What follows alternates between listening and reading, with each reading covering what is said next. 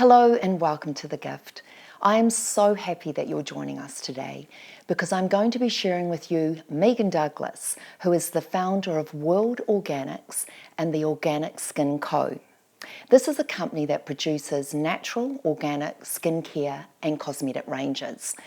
Megan lives her life holistically and naturally, and she believes this way of living changes people's lives for the better.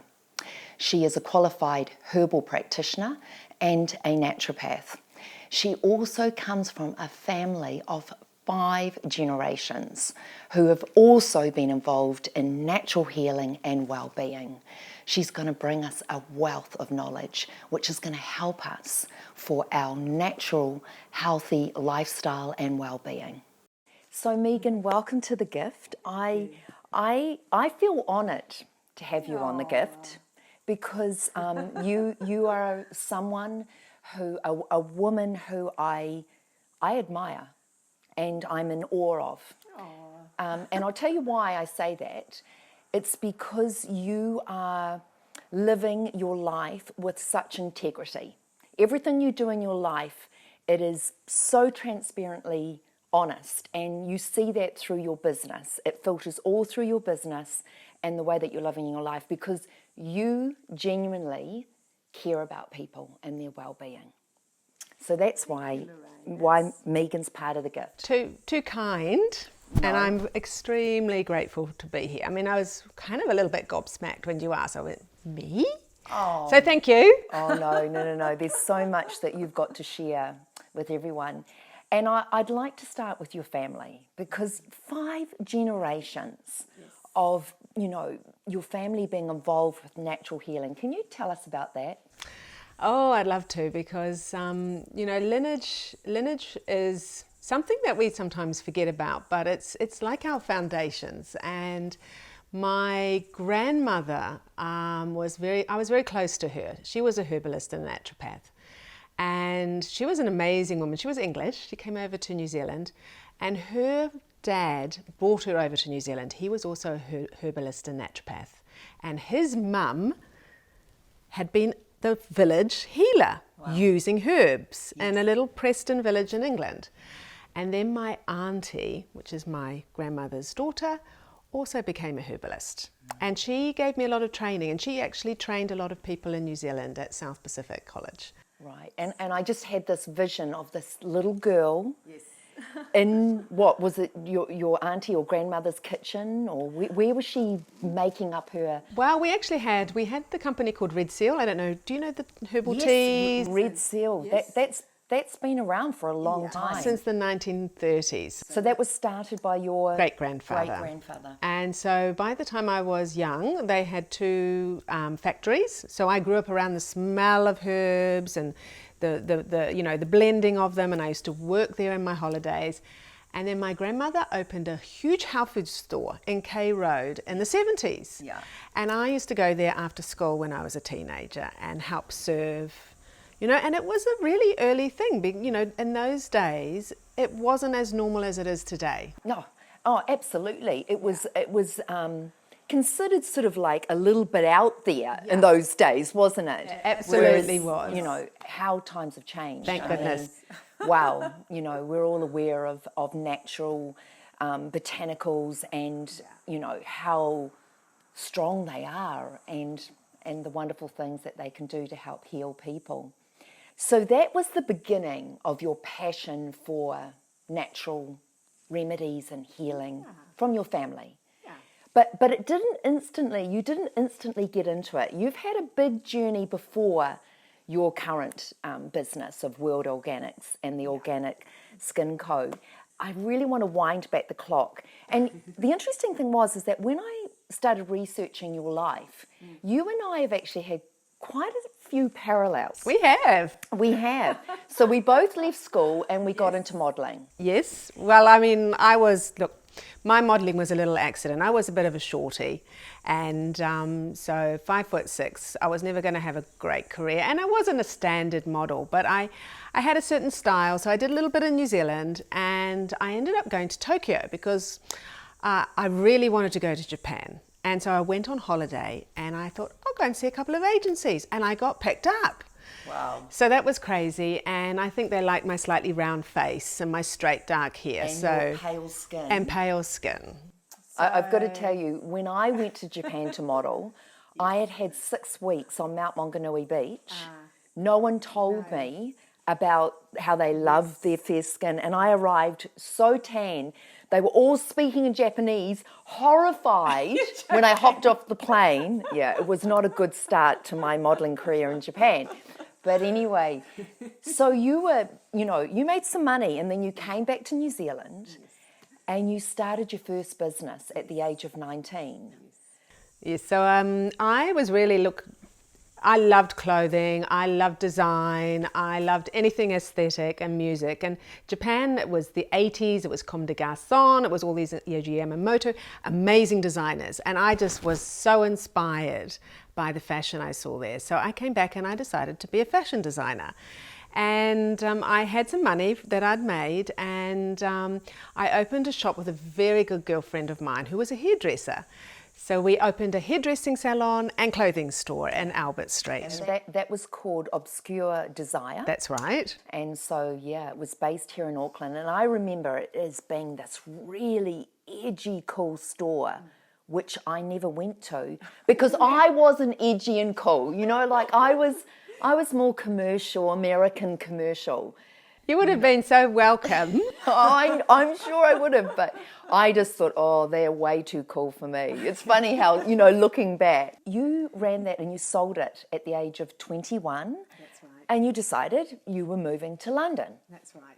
So I had wanderlust. I've got a bit of a gypsy gene in me, I think, and I really, wanted to explore the world.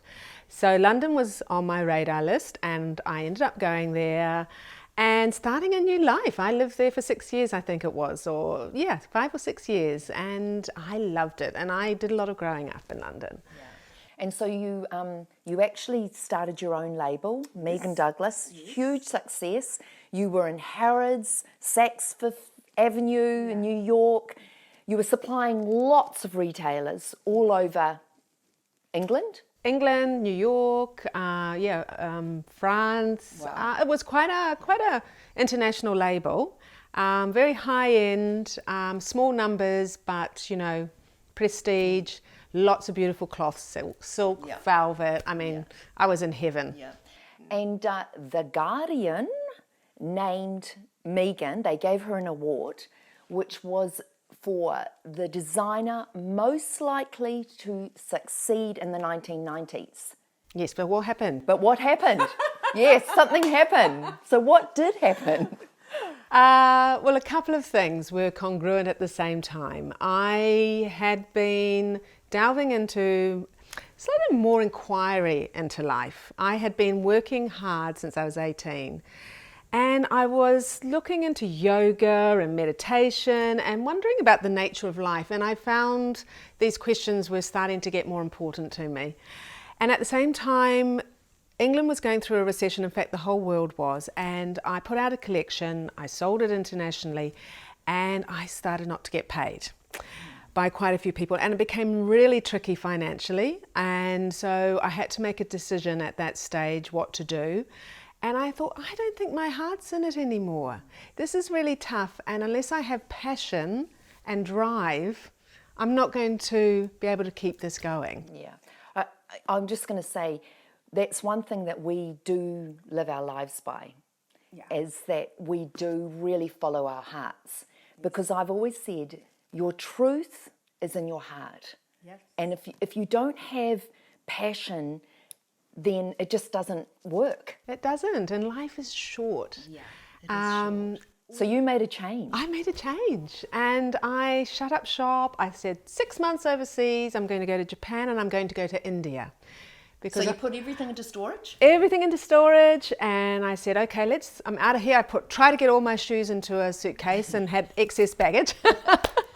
And I arrived in Japan, and then I was very quickly in India. And I bet you didn't need all those shoes in India. I didn't. No. In fact, it shocked me that I had so many shoes and I was trying to take them around the world. And that's the sort of lesson that India showed me. Yeah, no, but I can imagine it would have been a huge cultural shock coming from the sophistication of London to India. It was. Huge. It What, was. what did you learn? What didn't? I learned about humanity a lot more because we live in such a privileged world sometimes in the West. And I think the main lesson I learned in India is there's a breadth of poverty to people who have got money, but I saw joy in people with abject poverty. Absolute joy, and they have nothing. Passion and radiating life. It wasn't always the case, but it made me really reevaluate what it meant to be a human on this planet and the privileges that we have and the things that we're not aware of that are so important, which is simple pleasures. About being present, about being grateful, about being loving, about giving a smile. I learned a lot. I think for me, my experience of that has been Bali. That's where it really opened my eyes and my heart to what is important.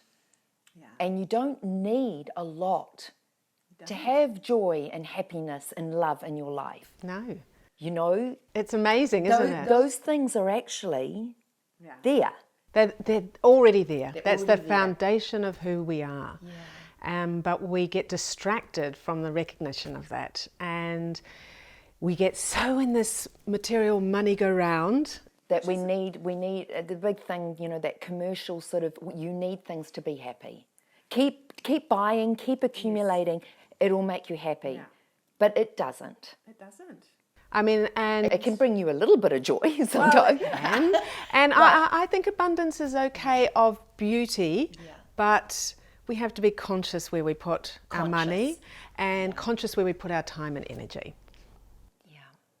And so, Megan, you stayed in India for 6 years. 3 years. So 3 years. 3 years, but I've been going back and forth since then. So 3 years was quite a long time. So that time you were there for 3 years. And you said to me that you had no intention of coming home to New Zealand at that stage. No, I didn't. And you were really getting involved in a lifestyle there, which perhaps you thought wasn't really good for you. What did you mean by that? In hindsight, I think it wasn't so good for me, although I would never take any of it back. My experiences there probably were the most transformational. So on one hand, I was questioning materialistic lifestyle. Part of me wanted to just go and live in a cave and follow that meditation path. And I thought that was what being spiritual was. So that was, I know, incorrect. We can connect with that and be in the marketplace, be in our normal world. Live in this world. Live in this world. Live in the world. Work in this world. And be spiritual. Live and work and be present in the world as it is, but as a spiritual person. Absolutely. Yeah. And we have dharma, we have work to do here. So, and the interesting thing is that something happened to you in India, and I have the belief that when bad things happen to us, when we suffer, there is always a reason that we've got to go through this experience. It's either to give us a good wake up and change our direction. Yeah. And something did happen to you in India that was not a nice experience. Can you share that? Yeah, so I had I had quite a bad accident in India, and it's not something I've ever talked about. So you're drawing my intimate moments out of me, Lorraine. I was at a party situation down south in Goa on a beach. And it was like nighttime, dancing outside. It was a lot of fun. I happened to be inside the house. I knew the DJ, and we were just sitting inside the house. And what happened is some police came, and they started shooting in the air. Now, why? At that time, you had to pay the police to the local establishment to have these parties, and unbeknownst to us, the party holders hadn't. So they came with all guns blazing. Like real guns? Real guns, not shooting at people, but in the air to disperse the ground. So frightening. And the whole outside area was lit up with generators. and there was a large well outside. It was massive. It wasn't one of those little ones. It was like a really big one with kind of walkway stairs down, and that had been lit up by the generators. Right. They were turned off, and I ran and fell down this hole. This well. This well. So how far would that have been? It was a long way. I'm not sure, but So 10 meters, I'm not sure. So it really, we're lucky to have you here. Yeah, I mean, it was one of those moments one of those when moments. things slow down and you go, Can you remember going through the air? yes, I remember it because time slowed down for me. So yeah, and you, and And I had that choice. I knew, and there was a voice in my head said, no, your time's not here yet. You've got things to do. It was very that? clear to me. Yeah. wow. Yeah. So anyway, But you didn't get out of it completely. no, well, luckily, someone was able to carry me out. It took many months to recover. I had an extremely badly broken leg. I had insurance, thank goodness, because I had the best treatment in Delhi. I was taken there. Although I spent 4 or 5 days in the corridor in India at this remote place waiting for treatment. And you had broken your Leg, the femur. So right. And so I would say there was a lot of soul searching going as you were lying there waiting. Yeah. And it was. yeah. But it was time to go home. That was that. I think so. Do you think that was your message? I need to go home. Yeah, I didn't see it like that at the time, but how life sort of fell into place afterwards, it was very clear it was time to leave and reroute my life. And coming home started a whole new chapter